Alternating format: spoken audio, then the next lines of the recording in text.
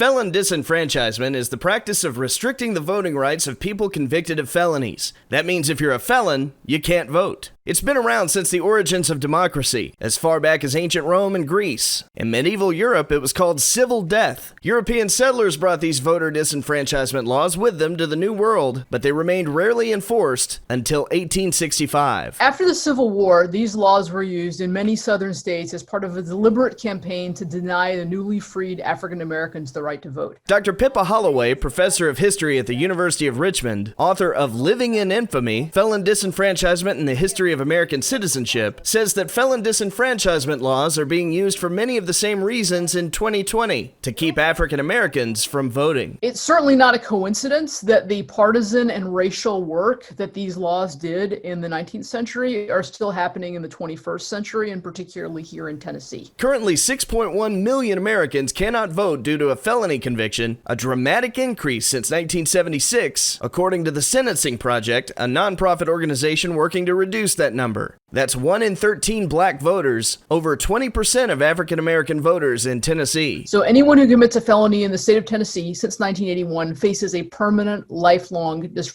penalty of losing the right to vote. While many states have passed laws to restore voting rights for felons after they've served their sentences, Tennessee has not. So nationally, we're moving in the right direction. Most of the worst states are moving in the right direction. And Tennessee, once again, stands alone as doing nothing to expand the voting rights of people with felony convictions and having an extremely high number of people paying this price. And in fact, we're the worst state in the country with regard to the impact of felon disfranchisement on African American voters. While several Tennessee lawmakers of both parties have tried to pass laws restoring voting rights to felons, nothing major has passed in recent years. Why is this? Professor Chris Eugen of the Sentencing Project says political fear plays a huge part. I've witnessed this occurring where there will be a legislative debate and the Democrats will be very strong for reenfranchisement, but then somebody say, well, what about Charles Manson, or what about a sex offender or someone who commits treason? And then, they sort of say, well, I don't want that in my campaign literature. I don't want to go back home to my district and have to